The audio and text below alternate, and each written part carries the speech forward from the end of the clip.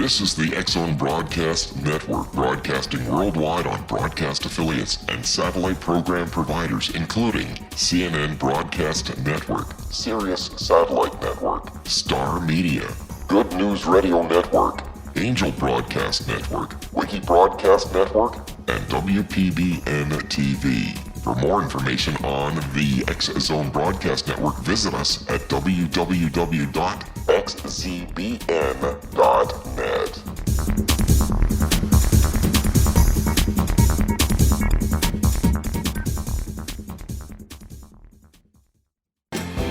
And welcome back, everyone. My name is Rob McConnell. This is the X-Zone on the Talkstar Radio Network and the X-Zone Broadcast Network and our affiliates across Canada, the United States, Central America, the Caribbean, South America, the Pacific Rim, Asia, Africa, and Europe. If you'd like to send an email, xzone at xzoneradiotv.com. On MSN Messenger, xzoneradiotv at hotmail.com, and our website, www.xzoneradiotv.com. My guest this hour, X-Zone Nation, is David Franklin Farkas, and he is a professional house healer and ghost rescuer. Now, he's also a thought leader, an independent scholar, a master practitioner in the area of remote clearing and healing of land, buildings, people, businesses, and situations.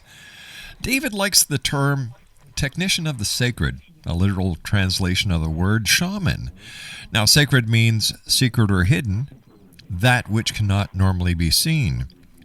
David has over 35 years of experience, the last 5 years focused full-time on remote healing as a service for businesses and individually. It's Wednesday, folks. It's hump day. Give me a break over here. Individuals, especially problematic real estate. Boy, do I have a problem for you. He provides clearing and metaphysical coaching for individuals, and his website is www.househealing.com. David, welcome to the X-Zone. Thanks. Good to be here. Tell me, a professional house healer. Now, what is a house healer? Well, I had to call it something. Basically, I do remote healing of land and buildings. So there are many problems that appear to be real-world problems that are really happening in the non-physical. So, for example, a house is not selling. That may be certain legal problems, but it more typically is a problem with the energy of the house or the land. People often have problems that turn out to be ghosts or other things. So I started calling it house healing. Now, how do you know if your house is possessed? Well, people typically will walk into a place, and realtors talk about this all the time. People walk in and they usually immediately either feel good or don't feel good. Sometimes they'll say the place is creepy or they'll something else. And no matter how great the house is, they won't buy that house. They may not even be able to express it in words. They'll just go, no, this isn't right, and they'll walk out. On the other hand, some people will walk into a place and know that it's home. I know of people that have pulled up in the driveway and said, okay, this is my house. Didn't even want to look inside. It just felt right. So there's that factor, but there's also lots of paranormal markers that people are usually not aware of, where they'll walk into one room and suddenly be afraid, or the hair on the back of their neck will stand up, or there's a cold spot, any number of things that are very typical of paranormal phenomena, and people just get that creepy feeling and they don't want to be in the house. Is it possible that a house can sucker somebody in, if you'll excuse the analogy, where the negative forces at play will actually lay low until the house is occupied and then start up? I don't think it's as conscious as that, as malevolent as that. There are lots of circumstances where the ghosts are not interacting. So, well, for example, ghosts are people that don't have bodies anymore and didn't cross over into the other dimension where we're supposed to live when we don't have bodies. Right. And so they're stuck here. And they are who they were when they were living. So that's a really broad range of experience. On one end is extremely violent psychopaths, and on the other end are the most timid people who never go out of their house. So if you've got Granny who hangs out in the kitchen in your house, you will never have a paranormal experience of Granny because she just does what she does. She has no reason to interact with you. She may not even notice the living people. She's just having her experience the same way she did when she was alive, until you decide to renovate that 200-year-old house and you change Granny's kitchen. And all she knows is that her kitchen is changing and she doesn't want that to happen. And she puts out this very strong intention, no, don't do that. And all of a sudden, the whole project starts to come apart. David, stand by. You and I have to take our first commercial break. Exonation, David Franklin Farkas is our special guest. His website is www.househealing.com. And David and I will be back on the other side of this commercial break as the X Zone continues right here from our studios in Hamilton, Ontario, Canada. This is Kevin Randall. For nearly 30 years, I have been investigating the case of the Roswell UFO. I have interviewed hundreds of people and stood on the crash site. Now in Roswell in the 21st century, I have reviewed dozens of hours of audio and videotaped interviews, examined hundreds of files that relate to the crash, and have returned to Roswell in an attempt to put all that information into the proper perspective. For the first time in Roswell in the 21st century, I have made a dispassionate reevaluation of all that material and provide a new look at what happened. This is a book that clears away all the clutter that has hidden the truth for so long, strips away the various lies that surround the case, exposes the Air Force attempts at cover-up, and found a core of solid information that tells us all where the case stands today. Roswell in the 21st century will be available in just a few weeks. For more information, please visit my website at www.kevinrandall.blogspot.com.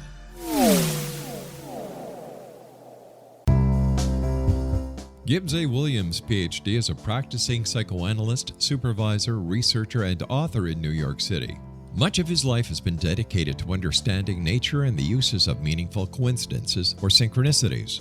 His radical and original non-Jungian, non-mystical, non-magical theory of synchronicities illuminates much of the fog surrounding this challenging and perplexing topic.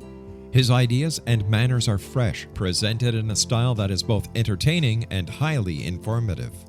He is also an expert on crisis intervention, specially focused on violence reduction for the police and citizens, mastering anxiety, frustration, and stress without the use of medication, and effectively preventing and treating heroin addiction. Dr. Williams can be contacted at his email address at gwwilliamsny11@aol.com or visit his website at www.drgibbswilliams.com.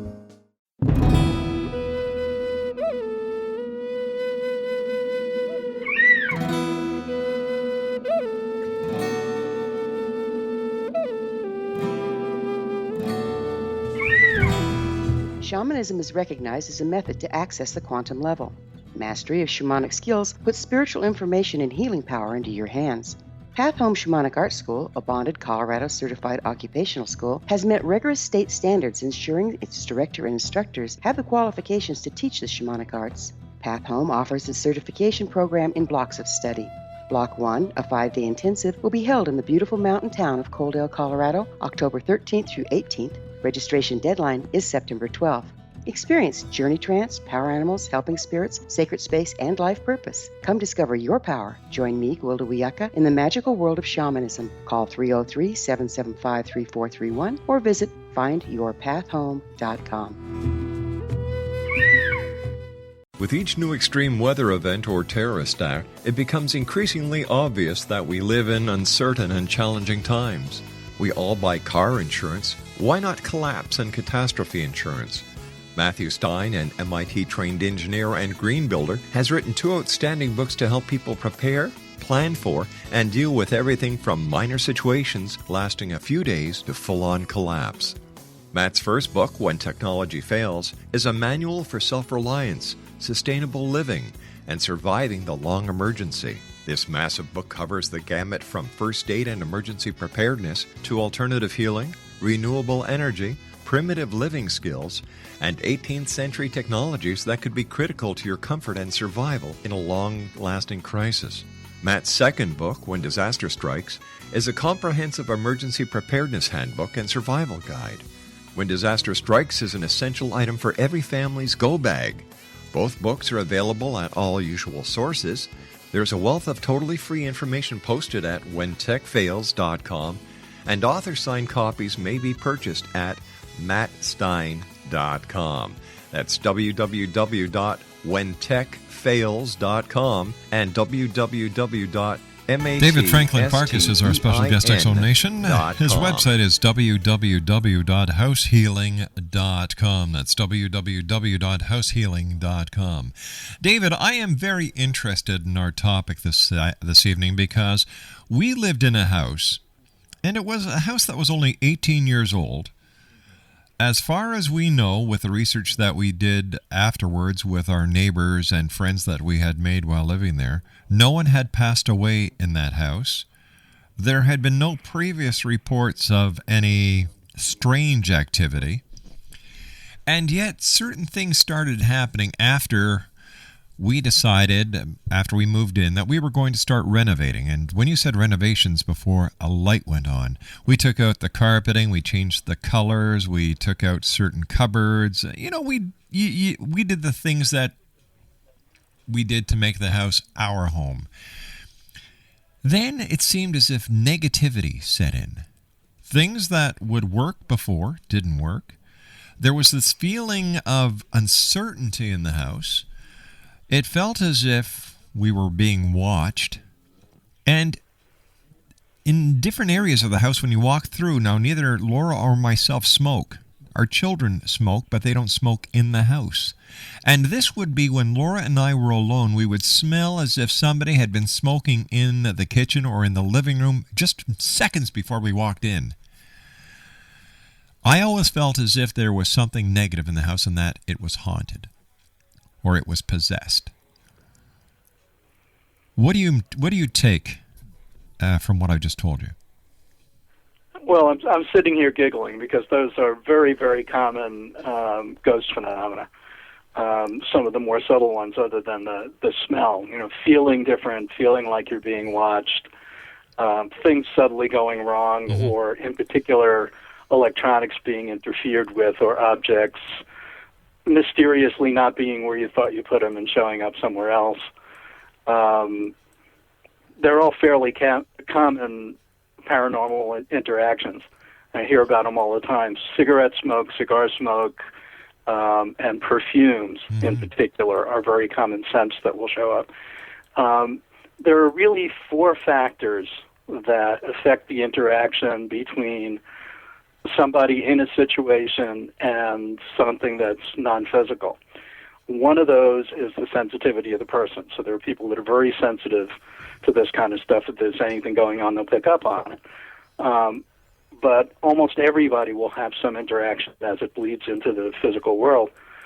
The second is the ghost themselves and their disposition, their agenda. Do they want to interact with somebody? Are they interested? Do they have a reason to interact with you? Do they even notice you? The place itself, which, depending on where it's situated and what are called ley lines, the energy lines in the land, which create vortexes and other unseen factors, the history of the place, that has nothing to do with the building itself. You were talking about things that would have happened in the building and the energy would have been in the building, but the land itself has its history. And then we're going through all these earth changes, and day to day, the sensitivity of all kinds of things are changing. The separation between the physical world and the unseen world is often called the veil. And when I get together to do shop talk with people that do this kind of stuff, the first thing we talk about is the thinning of the veil. How are things different today? What have you been noticing? So there's all those factors. So you moved into the house, and there was nothing that had already happened in that location that particularly gave a reason for this particular entity to have any reason to interact with the living. So they didn't. And then you renovated the place. And they went, wait a minute, this is my place. But for an entity to be in the house, wouldn't there have to be some history of the existence of the entity prior to us moving in? For example, there was no one had died in the house. The neighbors, the next door neighbors, and the other neighbors in the neighborhood, said that it was always a normal home as far as they understood and as far as they knew, and it was only a one family house prior. Without doing a quick scan, which I could do on the next break, if you give me the address, and without knowing some other factors, it's hard to talk about the particular situation. Okay. But in general, it could be something where there had historically been another building there hundreds of years ago. So there is somebody that's having an experience, but it's not in your house. I've seen that several times. It's not likely to be someone from very long ago because they're smokers. But there are a lot of factors that can shift all that. The other thing is ghosts will attach to all kinds of things. They don't have their own energy source, and they're looking for something to get energy from. They're kind of fading out. You can think of it as kind of paranormal Alzheimer's. And so, it's that kind of thing. They fade in and out. They're not always too clear. So when there's somebody present who is a very bright light, and that might be one of you or one of your kids, they get attracted into the house because of that, and then they start interacting with everything that's going on and having their own experience of it. So lots of people have ghosts attached to them because there's this kind of parasitic relationship that exists because they're looking for energy. They're also looking for the light, so if you're a bright light, it confuses them. Everybody sort of has this image that the ghosts are conscious and walking around like people, and some of them are, but most of them are in this kind of dreamlike, filtered reality that only interacts with our reality part of the time. There could be 100 ghosts in a place, and they don't know about each other, much less the living, until something odd shifts, and there are a lot more shifts now than there were, even 6 months or a year ago.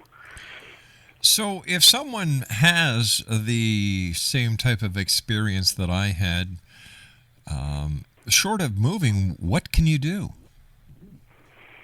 Well, that's the work that I do. I work on buildings, clearing lots of different levels of things that could be affecting your experience. One of those is what I mentioned earlier, the ley lines and vortexes and underground water in the land itself, and the history of the land itself. There could have been a battle there 1,000 years ago, and several hundred people died. Well, if in battles, typically they don't get out. They're too confused by what's going on. So there could be that going on. There could be things that happened in the building, the kind of things you were alluding to that you had investigated and found that there was no history in your building.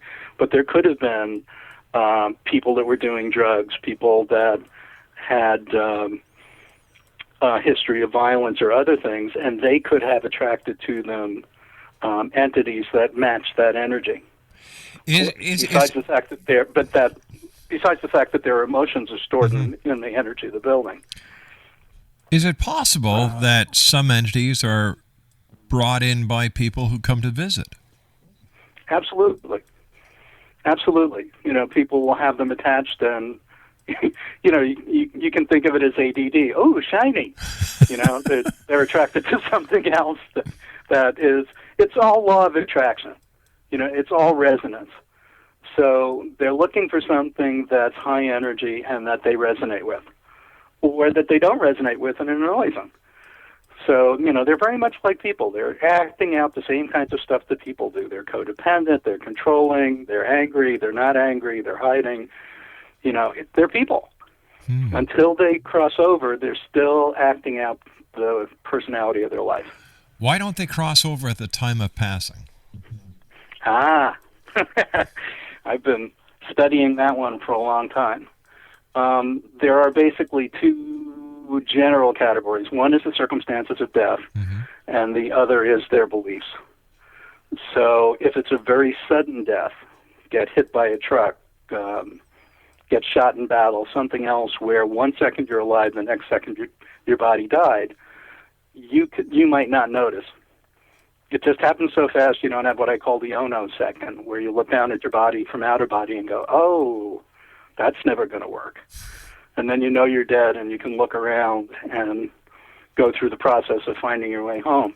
People who are sick, if you've ever been with someone who's dying, they're present and they're not present and they're present and they're not present. Well, they're crossing over and coming back. And at the point that they die, they cross over and they don't come back. So they're aware of what's going on by the time they leave their body. If it happens too suddenly, you can miss the event. And if the event is very emotional, like being attacked or, battle injuries, being mugged, that kind of thing, you're so involved in that moment that you don't even know the moment's over. You're still involved in the struggle at that moment. There are glitches in the system, for lack of anything better. I've seen situations where the grid that is described in all the different mythology as the golden stairway or the tunnel or any number of other things, however it's told in that particular story and the particular tradition, that's a mechanism. And they can be damaged, the grid can be damaged by our technology, by all kinds of crazy things. And then the ghosts get stuck. They're on the way to the light, and then they essentially fall into a black hole. The woman that told me about it called it a broken spirit unit. And if you don't know about that stuff, you can't find them. They're just stuck in this space which isn't physical, and it isn't the interspace between our reality and the other side. So they can be there. They usually can't interact, but they'll make the place feel weird. So there's a whole range of things that can go wrong going home. The other thing is, if you, for example, are an atheist, yes, and your view is that when it's over, the lights go out, fade to black, there's nothing. Well, that's not what happens. You're conscious and you remember your body, and it looks like your body. Stand by. We're going to continue this on the other side of the news. David Franklin Farkas is our special guest, www.househealing.com. My name is Rob McConnell. This is The X Zone. David and I will be back on the other side of the news. Don't go away. It was a terrifying experience. I thought we was going to go to jail for murder. That day, we were a little behind, so we worked until it was starting to get dark. We loaded up the equipment and hadn't driven very far when we caught glimmers of this glow coming through the trees.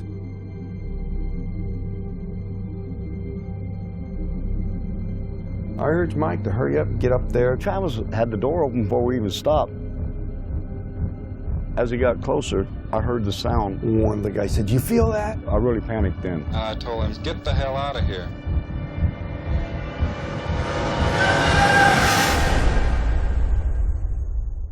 It didn't come directly to me, it came to a deputy sheriff. Three of us volunteered right away to tell him what had happened. Sheriff Gillespie definitely didn't believe it. He says that we better be certain because we get in a lot of trouble. When we went to search the next day, they split us up, and the whole time the deputies asked me, if you just tell us where the body is, we can all go home and get this over with. We're talking about 100 people. Combing through the wooded area, nothing turns up. All week long, I've been hearing they're going to set it up to make you guys look guilty. We're a rough-looking bunch then. Some of us have been in trouble with the law before. And y'all ain't never going to come out of that jailhouse.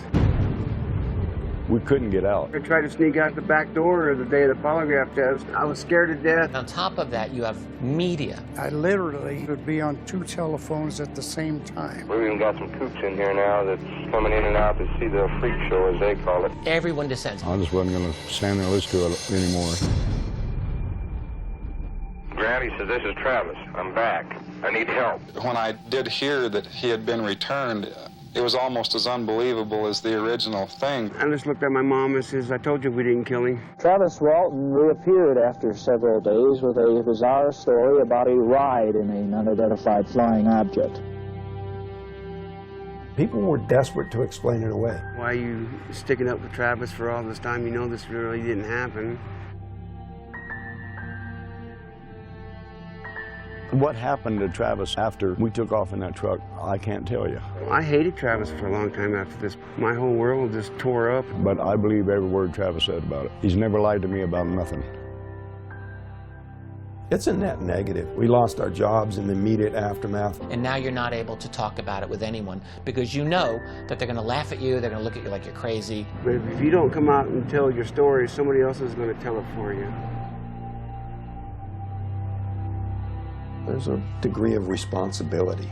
Certainly I have to accept the bad. If I can direct what's happened in a way that I can make something good happen in the world, I'm looking for it. Order your copy of Travis, The True Story of Travis Walton, today at www.traviswaltonthemovie.com.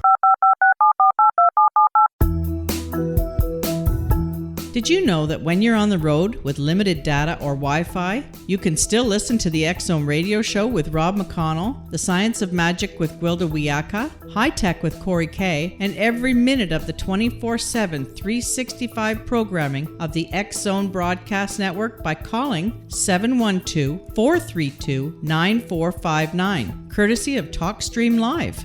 No smartphone, app, or internet needed. It saves your data plan, and it's free if you have unlimited minutes.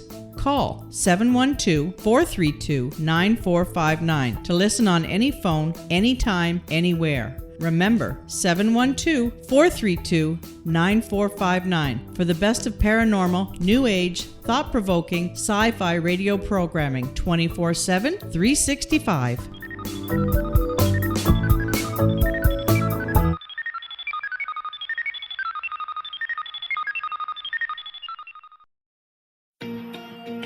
Wouldn't you love to know the secret to everything? Well then, meet Dr. Kimberly McGeorge and her cutting-edge breakthrough knowledge that combines science with possibility.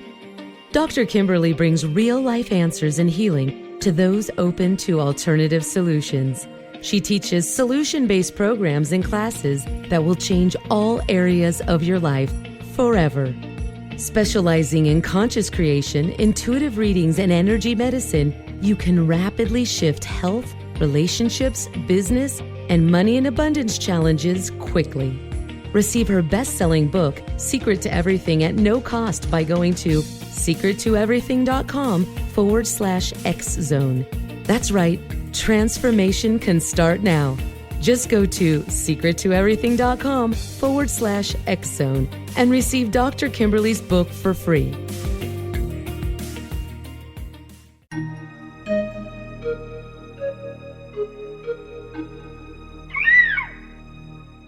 While science pursues fact, magic accesses the quantum level, bridging random facts to form truth. As long as science and magic remain separate and polarized, the truth cannot be known. I'm Gwilda Wiyaka. Join me on the Science of Magic radio program, dedicated to unification and evolution of consciousness. During each episode, I'll be speaking with experienced and respected scientists and mystics. From astrologers to astronomers, from medical doctors to shaman, the scientific method to dowsing and intuition, we'll weave together information from seemingly divergent practices to promote unity and enlightenment. Join me, Gwilda Wiyaka, and the Science of Magic right here on the Mutual Broadcast Network. For more information, visit www.thescienceofmagic.net.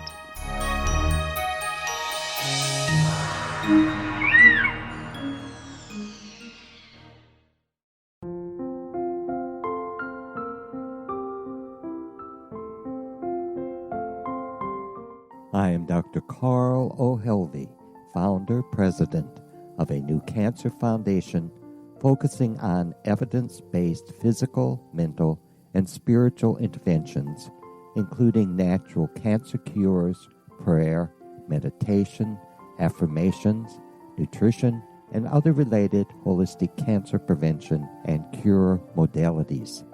These are used in cancer education, research, and financing care. I ask for your help to continue this important work by donating at www.holisticcancerfoundation.com.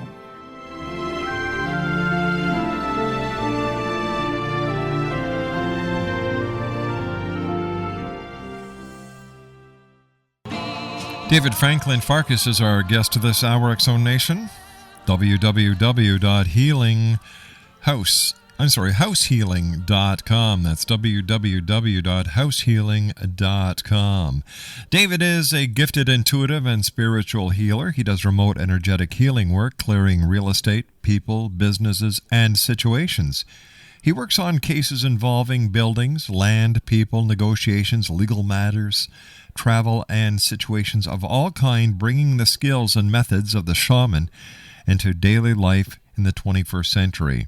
Now, he's also been called a psychic, healer, shaman, exorcist, ghostbuster, psychic, toxic, waste disposal technician, karma cleaner, and quantum mechanic, and some things we can't mention on air, apparently. And he also acts as a ghost rescuer, or psychopomp, that's a leader of souls, and assisting lost souls to cross over to the light. Now, is this what happens when someone is dead? They don't know that they're dead. You come along and you bring them to the light? There are several circumstances, but yeah, essentially there's a window of opportunity. When someone dies, it's a few days, and typically they will go and say goodbye to all their loved ones. They may go to the funeral, which is always amusing for me because I can see them there whispering in the ear of the person who's talking about them. And if they're aware and if they're doing that, they will be ready. The portal is open. The guides take them over. But if they miss that opportunity, someone needs to help them with it. They can't just go, oh, I missed the bus, I didn't go home, and make it on their own. So it's, in the simplest way, it's having the portal open again and asking those guides to bring them in, but sometimes it's also helping them realize what their circumstances are so that they can actually make the move. So how would you take somebody over who missed their bus, so to speak? Yeah, missed the bus after school is my usual expression. Well, one of the key factors is somewhere between 80 and 90% of ghosts don't know they're dead. And I read everybody else's material because I always get little tidbits, and that's a consistent number throughout all the people that write about this stuff. At least 80% of ghosts don't know they're dead. And the first time I really confirmed that was I was working in a psychiatric hospital, and one of my patients wouldn't go to sleep because she claimed there was someone in the room, and I went in and cleared him out. And I said, do you know, what's the last year you remember? Do you know you're dead? And he said, oh, that would explain a whole lot. And I've gotten that same response over and over again. It's hysterical. I try not to laugh. They just don't know. And part of it is making them aware of their circumstances and saying, yeah. When you get to the other side, they'll explain it to you. Just go to the light for right now. And sometimes calling their loved ones to the edge of the portal so that they can feel the love of their loved ones, and then they leave. How do you clear a house? Now you clear houses, you clear buildings, you clear land. Mm-hmm. I'm going to call you Mr. Clean, for goodness sake. But so how do you do it? Well, it's been a process to learn. Mm-hmm. I mean, I apprenticed for 3 years with 2 shamans, and I've been working with this stuff for 30 years. And originally, I was working hands-on with people. Right. And learned to work remotely, but we always cleared the space, cleared the land. We were always doing that kind of stuff. And then I realized that there was a whole lot of that to do, and nobody was really focusing on it. I work remotely, which means that I do some of this on paper and pencil because I can just ask the questions and get the answers at this point, and it speeds it up for me.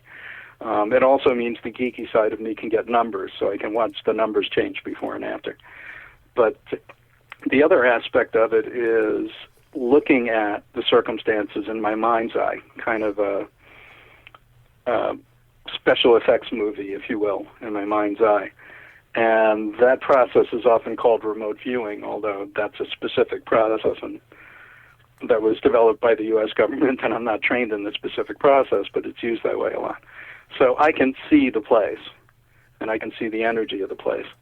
And I work first on the land itself, dealing with the ley lines and vortexes, the effect of underground water, a number of factors that are unseen in the land that can affect the emotions and health of people. And then the building itself and the emotions and other things that were left behind by previous tenants and owners, including things like struggles buying the land or, legal problems and that kind of stuff. It's all coded in there. And I can literally see that as damage to a series of grids. And I have a way that I reset those grids to their original geometry. And then it's things like ghosts and demons and trolls and all manner of other entities that are more the typical paranormal kinds of things. But if you only clear those and you don't clear the reason that they got in, someone else will be attracted back to the place. So it's really, I do a more comprehensive kind of approach to things than many people do. If you just clear out the entities, very frequently there's something else that is going on that wasn't caught. What has been the strangest case you have ever worked on? How does one define the strangest case? There's been so many of them. There have been, I've seen buildings where inside the building there's a 200 or 400-year-old settler's shack that's still being attacked. I had a piece of raw land that I worked on, and I have a colleague in Australia who's extremely clairvoyant, and when either one of us has a mystery, we get on the phone together and we work on it together. So I had her on the phone, and we were looking at it, and we found a temple underneath this piece of land. And as soon as we realized that it was a sacred spot, elves showed up. And neither one of us had ever met elves before.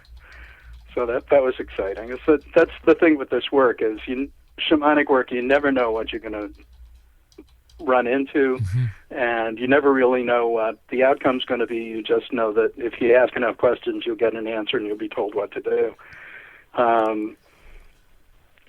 I've cleared abandoned psychiatric hospitals, for example. And I did one recently because there's a possibility the land can be used for another purpose, but the people who are looking at the land are from China, and they know about feng shui, and they knew that this land had real problems. And I wanted to see the ley line configuration and other things. But there were over 1,000 confused and also angry ghosts that had been mistreated for 100 years that needed to be helped to the other side. So that was pretty intense. You think, I watch the shows on TV where they go to places like that intentionally and lock themselves in for the night. Yeah. And try and stir up trouble. And I sit here on my couch yelling at them out loud. It's like, are you out of your mind? These people were violent and crazy when they were alive. You think they changed? And you're asking them to touch you? No. And that's part of the reason that I don't work on site anymore. I cleared a psychiatric hospital 30 years ago because it seemed like an amusing thing to do, and I got knocked against the wall and choked. Wow. I was like, oh, I've heard about this, but I didn't think this was real. There are definitely some things I don't know.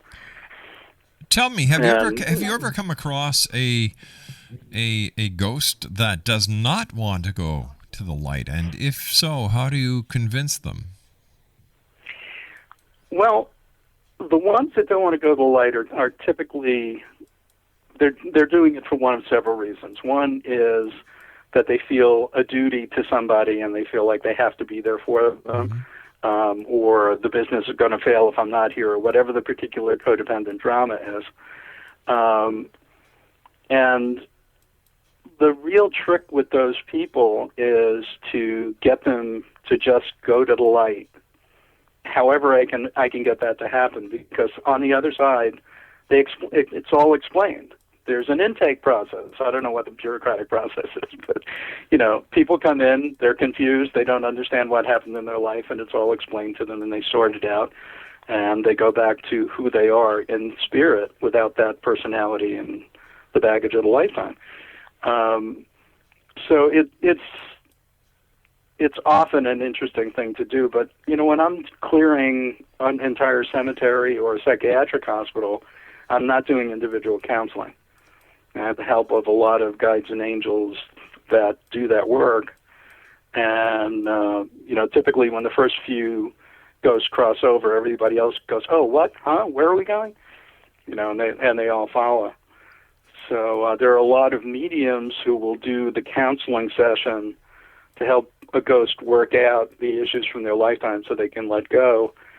I typically don't do that because I'm typically working with lots of ghosts, and I just figure out a way to get the whole group to kind of move in that direction and let them sort it out on the other side. How do you deal with skepticism? Well, skepticism is basically... ignorance? Well, let's talk about belief. Okay. Let's talk about belief, because skepticism is kind of a belief system. People believe things because somebody told them it's true or told them that it wasn't true, but they have no personal experience of it. Right. So the skeptic has a belief system that says this can't possibly be true because everyone I've talked to has said it can't be true. So based on their experience, they have no peg to hang this hat on. At some point, if they run into someone who does have the experience, who is not coming from belief, and that's, people ask me if I believe in ghosts, I tell them, no, I don't believe in ghosts. I have an experience of ghosts. There's no doubt in my mind. I'm not going on belief here. So for people that haven't had some experience like yours, what's going on with the cigarette smoke? What's going on? Why does the hair on the back of my neck stand up? Something is going on. And then when you get a context for it, you have a way to go, oh, now I can see. But somebody who has a strong belief system that it's impossible and has had no experience, of course they don't believe it. So I don't particularly want to change their mind other than to give them an opportunity to consider something else. What I can tell them is that throughout recorded history, and certainly before that, so going back 8,000 to 10,000 years, in every culture on the planet, these phenomena have been described in culturally different terms, but in very much the same detail. There have always been practitioners in whatever culturally appropriate way there have been who could see the ghosts and interact with them, and whose job it was to do that. And basically saying that all of that data, which is still being confirmed now, I can do my work, call a colleague in Australia, another one in Georgia, and one in Canada, and say, would you double-check this for me, see what you're getting at this location? I just give them an address, and they send me an email back, and they'll give me the exact same number of entities that I had. Wow. Or the psychic children in the house that I cleared will tell the mother, a 3-year-old, will say, yeah, there were 2 that look like this and 2 that look like that, and it matches my numbers. So the confirmation and the fact that there are results after I do the work, for me and for my clients, shows that something's going on here. And we will never completely understand it because it's non-physical. It's like trying to figure out exactly what's going on in quantum physics. They don't know. They're guessing. They're looking at phenomena, and based on that and the math, they're trying to come up with an explanation, but you can't see it. And until we have a technology that will work in that element of the non-physical, yeah, there's going to be skeptics. Physicists say that 96% of all the matter and all the energy in the universe is what they call dark energy and dark matter. It means it's not giving off any electromagnetic signal that we have technology to read. And you see, that's the key word there, the knowledge to read. That doesn't mean it doesn't exist. It just means we haven't found Well, they know it a way. exists because, for example, the mass of the dark matter affects the objects around it. Right. So there are phenomena that show that it's got to be there. They just can't read it. There's no technology to read it, so you can't take measurements. So my assumption, the geeky side of me says, all of this stuff is somewhere in that 90 to 96% of phenomena in the universe that we don't have technology for yet. There are lots of people throughout history who have reported the same kinds of things, culturally skewed, but the same phenomena and the same kinds of ways to interact with the phenomena for thousands of years. You can say that stuff is all nonsense because it's not scientific, but, the data's there. The reports are there. The reports are still happening. David, you and I have to take our final break. Stand by. David Franklin Farkas is our special guest. www.househealing.com. That's www.househealing.com. househealing.com. David and I will be back on the other side of this break as the X Zone continues from our studios in Hamilton, Ontario, Canada, on the Talkstar Radio Wouldn't you Network love to know and the the X Zone secret to Broadcast everything? Network. Well then, meet Dr. Kimberly McGeorge and her cutting-edge breakthrough knowledge that combines science with possibility. Dr. Kimberly brings real-life answers and healing to those open to alternative solutions. She teaches solution-based programs and classes that will change all areas of your life forever. Specializing in conscious creation, intuitive readings, and energy medicine, you can rapidly shift health, relationships, business, and money and abundance challenges quickly. Receive her best-selling book, Secret to Everything, at no cost by going to secrettoeverything.com/X-Zone. That's right, transformation can start now. Just go to secrettoeverything.com/X-Zone and receive Dr. Kimberly's book for free.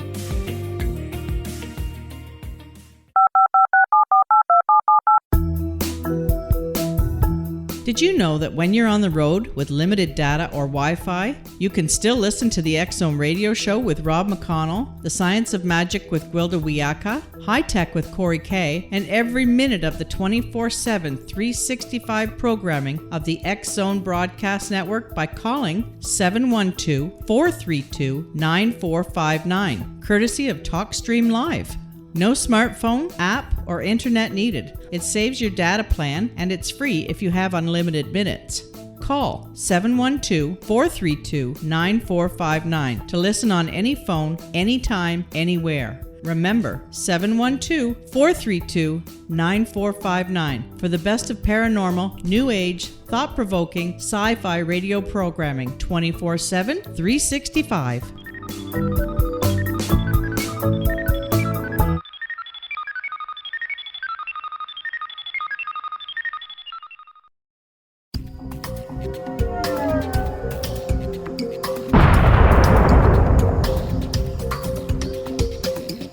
Coming soon to the X Zone Broadcast Network is A Different Perspective with me, Kevin Randall, as your host.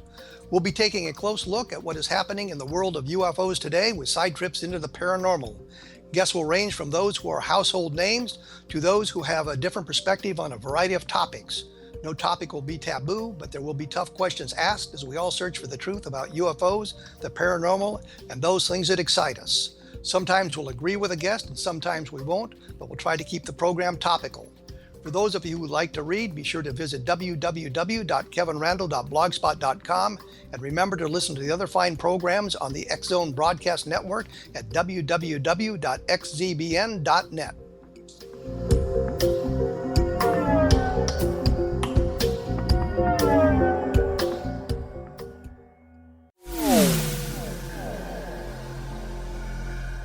This is Kevin Randall. For nearly 30 years, I have been investigating the case of the Roswell UFO.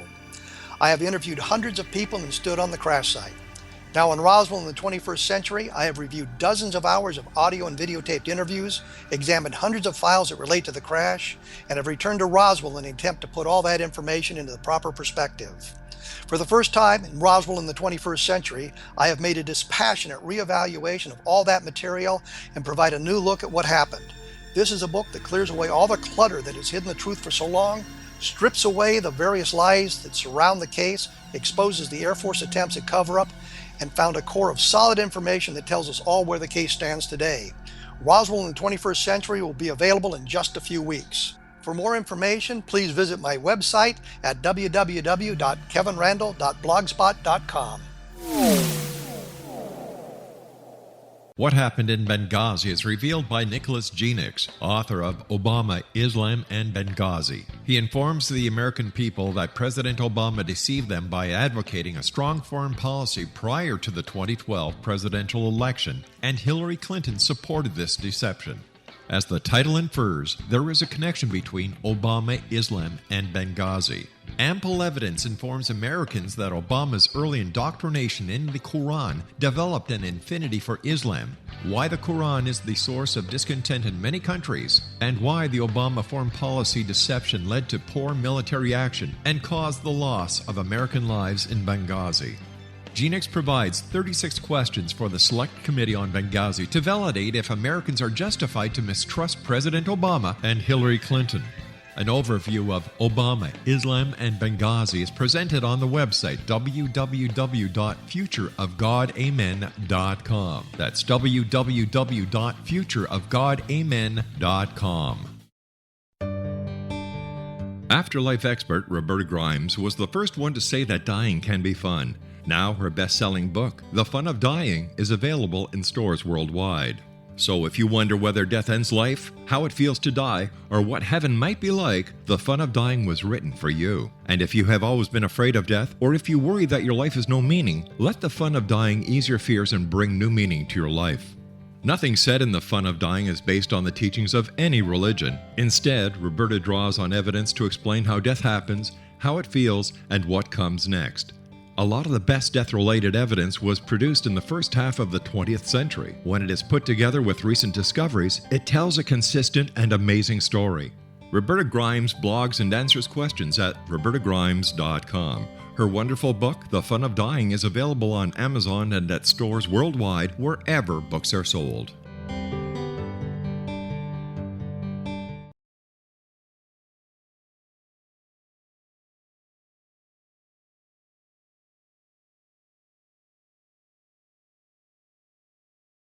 David Franklin Farkas has been our guest this hour, Exonation. His website is www.househealing.com. That's www.househealing.com. First of all, David, it's been great having you with us here in the Exxon for this past hour.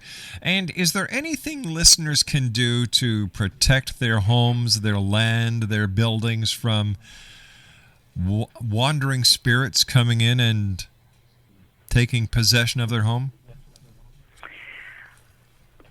That's more complicated than we have time for. The answer is yes, but it helps to start from having it cleared so there's nothing going on now and the issues in the land and that kind of stuff are taken care of. There are certainly things that you can do in the house. The typical one is burning sage, but there are other things. But it's also establishing the intention that it's a place of light and it's your space. Essentially, marking your territory spiritually. So would I be correct in saying that if a house and its the occupants of a house are very positive people, that the chance of spiritual possession would be less than if the group or the people living in the house were negative? Absolutely. It's all resonance. It's all like attracts like. So, addictive behavior, violence, which is another addiction, all of those things will attract similar negative kinds of entities. People, essentially ghosts that are angry and want to pick a fight. So, yeah, but people, and it's also true that people like that will typically not find themselves in a place where there's a lot of negativity. But we all know that the stuff that runs our lives are the things we're not aware of. The things that in therapy or in healing we're trying to get to are the things in the unconscious. And those are things which can put you in a situation where it's an opportunity for healing. It makes you aware of something in a different way, and you wind up attracting a way to deal with it in a different way. So hopefully you can heal your own stuff. So the answer is yes and no. It's less likely. But is it completely true that you won't get it? No, there are circumstances where you can. On a lot of the television movies that depict ghosts and hauntings, crucifixes and holy water. Well, those are a belief system. And, does holy water have energy and is it useful? Yeah, depending on how it was made. The holy water is created vibrationally, so... and the same thing with the crucifix. The shape of the crucifix itself is not what's doing it. It's the blessing of it and the intention behind it. But, there are a lot of old jokes about, what if the ghost or the demon is not a Christian? There are certainly things in the universe that are not going to respond to that. And my interpretation of Jesus saying, do things in my name, is do it in the same vibration and intention as I did it. Dave, I hate to do this, but you and I have run out of time for tonight. We'll be back. We're going to get you back on because we still have a whole whack of stuff to cover. Thanks very much for joining us. Great talking to you. And pleasure. I look forward to the next time you and I meet here in the X Zone. Looking forward to it. Great All right. meeting you, Rob. Take care, sir. David Franklin Farkas has been our guest this hour. His website is www.househealing.com. That's www.househealing.com. I'll be back after this news break. Don't go away.